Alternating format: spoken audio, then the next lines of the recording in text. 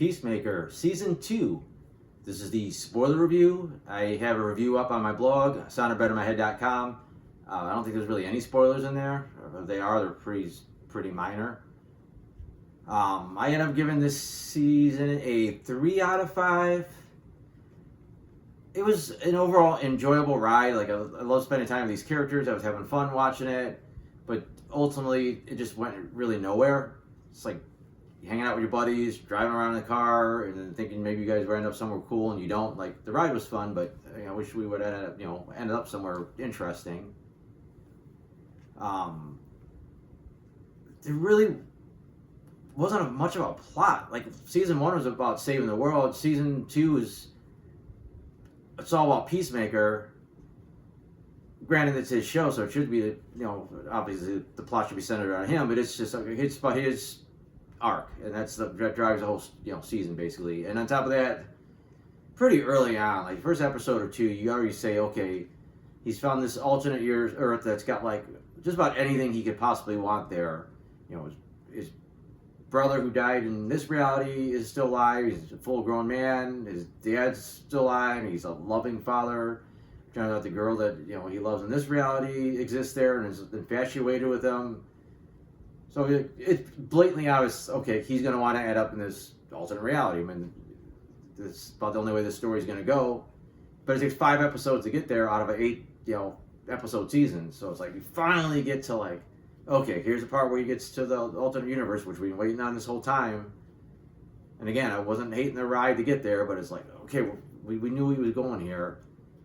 And then you think, okay, obviously there's going to be a twist. Something's going to happen, either bad with this world, or he's going to do something. I mean, everyone in the friggin' internet already figured out that it was going to be a Nazi Earth, which is what it was. And you're like, okay, where's this go? Is he got to fight the Nazis? And what's going to happen? What's going to be like the big action set piece going into the final 3 episodes here? And they basically wrap up the Nazi plan in like the next episode. Obviously the first episode is episode 6 that basically reveals that they're on the Nazi Earth, and then 7 they get out of there relatively quickly. I mean, all hell breaks loose in the end, but they get out of there decently easy, and then it's like, where are we going for the finale? I mean, they seem to be setting up that his brother is becoming a supervillain. It's like, okay, maybe the brother comes in and comes after him, but James Gunn already mentioned that having the brother survive wasn't part of the original script. So right there and there, I'm like, all right, this guy's not coming back in the finale. Rick Flag's been like this kind of secondary, sort of kind of primary antagonist the whole season. So I'm like, okay, it's going to be Flag Senior, and something's going to happen here. And the finale seemed to be setting up, hey, he's got this super max prison, basically. He's going to ship off all the metahumans to this other planet. I'm like, okay, they're going to stop Flag, and it's going to be this cool action scene. No, it just kind of ended, wrapped up everybody's storylines, and almost gave us a happy ending. I was like, and then all of a sudden we get this weird cliffhanger where Peacemaker's stuck, stranded on this, alien planet where he can't get out, and then the show ends. And what's frustrating about that is James Gunn could always greenlight a 3rd season or decide, where else Peacemaker's storyline's going to continue, but they haven't announced anything yet. So it's like, okay, where are we going to see the conclusion of this cliffhanger? As far as individual character arcs, like, I brushed mostly on Peacemakers. Again, great performance by John Cena this season. He's got everything he needs to make this character work. Like, he could do the humor, he could do the action, he could do the emotional stuff. And I mean, he's not the greatest actor, but he nails it the way he needs to nail it to make Peacemaker work, and just be like, this kind of sympathetic lughead that just kind of does the wrong thing, but it's like in his heart he's actually a good dude. But again, most of his story is just tied up with the main plot, and there's always the kind of side plot with his romance issues, which is basically all Harcourt really gets to do this season. I mean, they just set her up where she's in a really bad place because she can't get a job in any type of agency, no FBI, none of that stuff. She's been blacklisted, and she's lashing out by getting in bar fights and letting herself get beat up, basically, after beating everybody else up first. but that really doesn't like come into play too much else. It sets up her anger and her desperation, but it doesn't come into play later in the season as much as that you would think. And most of it's more about her squaring away her feelings with Peacemaker, which again is it's more about him pursuing her and her brushing him off until the end of the season, which again it works out well, but it's a little uneven the way it's done. Adebayo, again, they set her up with this thing. She's on the outs with her wife. She wants to set up this kind of her own little private firm, securities business, whatever it's supposed to be. That really doesn't go anywhere. It's just kind of running in the background for a couple episodes. Somehow they wrap it up strong in the finale when she has this big speech with her wife about like, look, you want this, I want that. We're in love with each other, but that's just not enough. We got to go our own ways.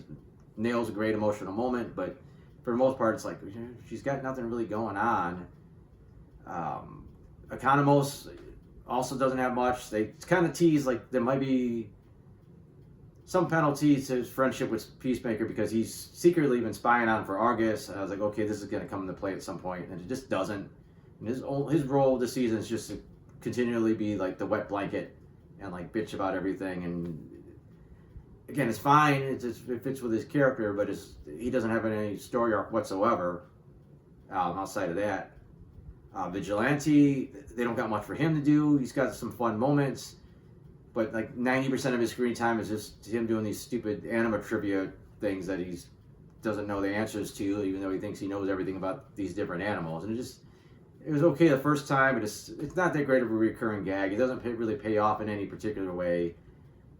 His storyline doesn't really pick up until they get to the alternate universe and he meets his alternate self. And then that gets kind of fun.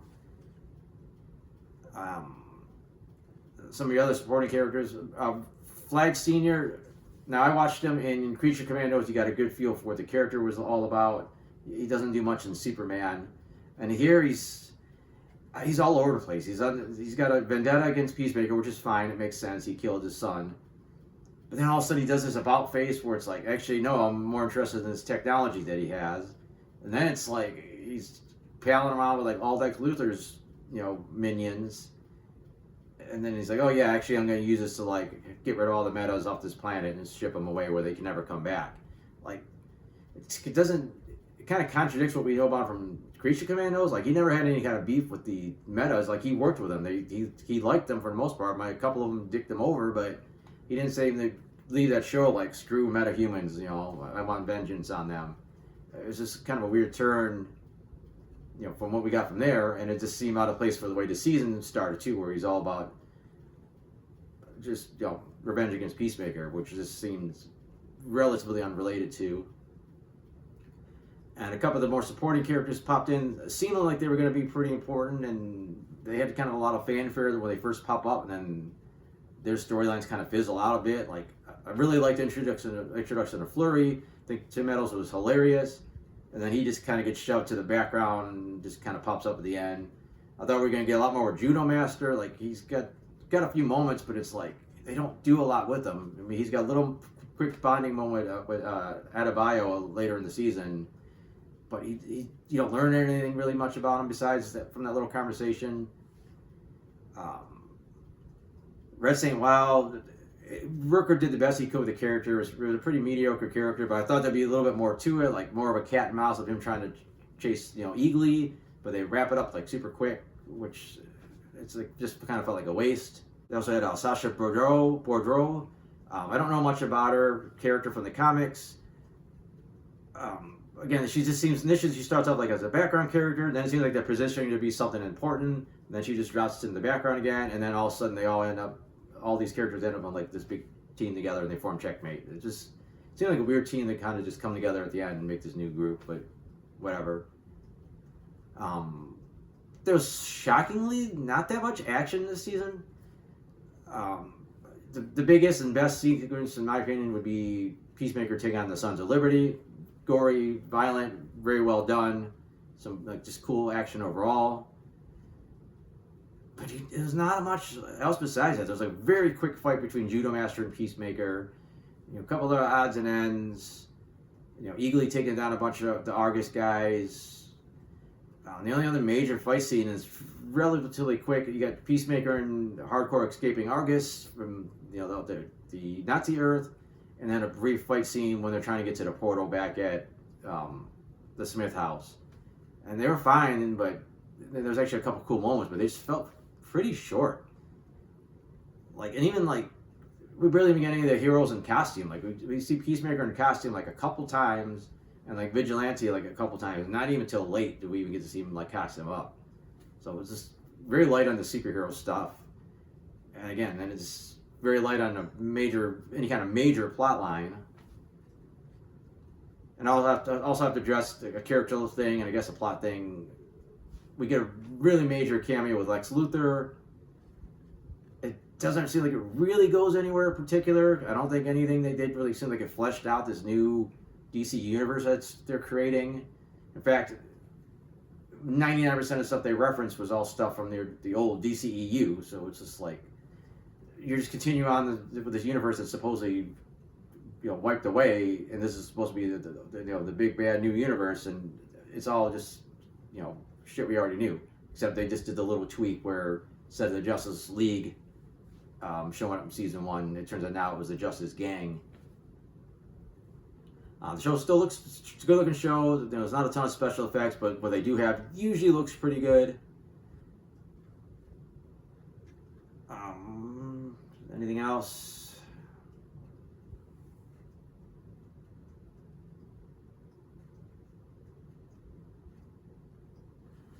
Also a little surprised early on the show gets kind of graphic, not just with the violence, but like some pretty hardcore nudity. I mean, you got guys' junks flopping around and boobs flopping everywhere. They, the whole orgy sequence from the first episode, or was it the first episode?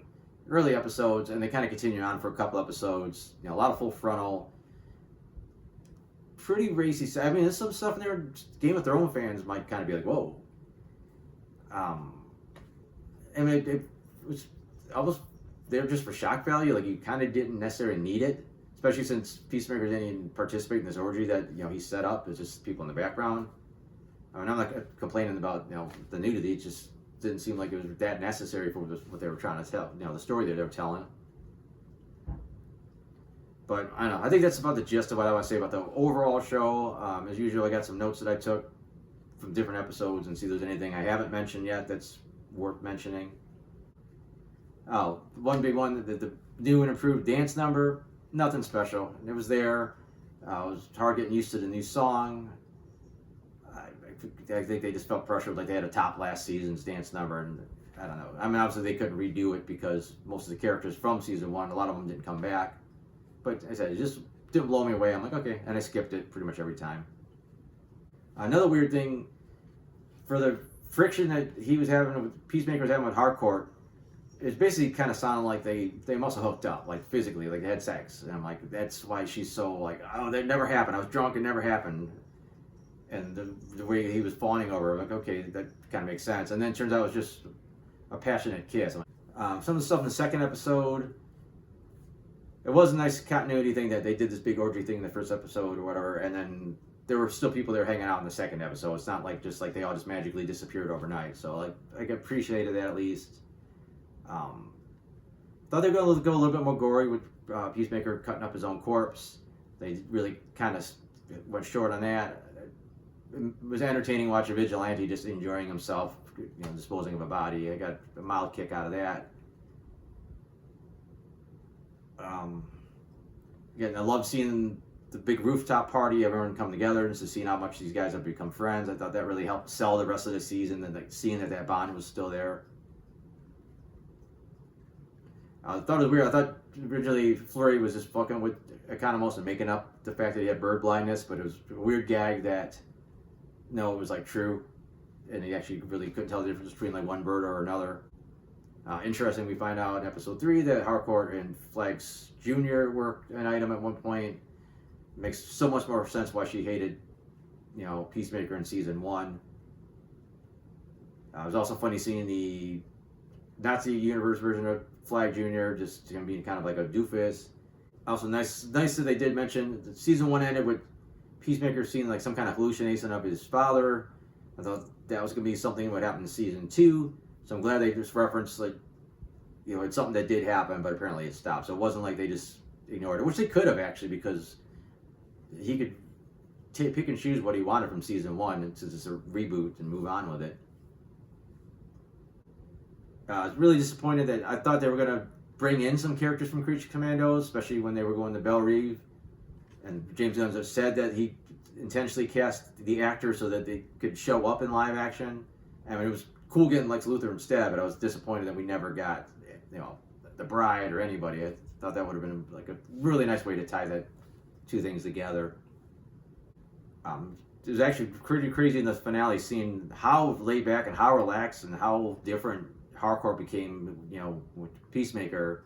Obviously, it kind of screwed the relationship up when they kissed, but it was it's almost like a different character. It still felt like her, but it's like, wow, just weird seeing her that, relaxed and mellow. Thought it was a little overdoing it that they did the boat, and you see the band Nelson performing, and then later on they also do Foxy Shazam. I'm not complaining about the group's performance, but it just seemed weird to have two different mini concerts in the same episode. Like, I wish there was a way you could have seen some of what happened on the party boat earlier in the season, and you see Nelson, and then the finale they bring in Foxy Shazam, and they wrap the show up. That's a nitpick, but it just seemed kind of weird. Part of the running time was like two little mini concerts, and the first one was part of Chris's, or Peacemaker Chris and Hardcore story, where this other one's like, hey, I want Foxy Shazam to be on my show. I had like I said, I got the spoiler-free version as a review. That's over at soundedbettermyhead.com.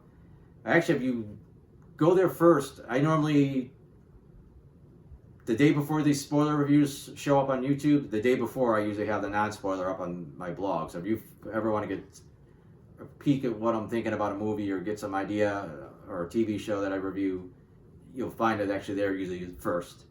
Because I also, like I said, I have this review, I have other movie reviews, I got TV reviews, I got a couple video game reviews on there, and then I got my comic strip that I do a few days a week. So if you want to check any of that stuff out, that'd be awesome. And other than that, thanks for watching.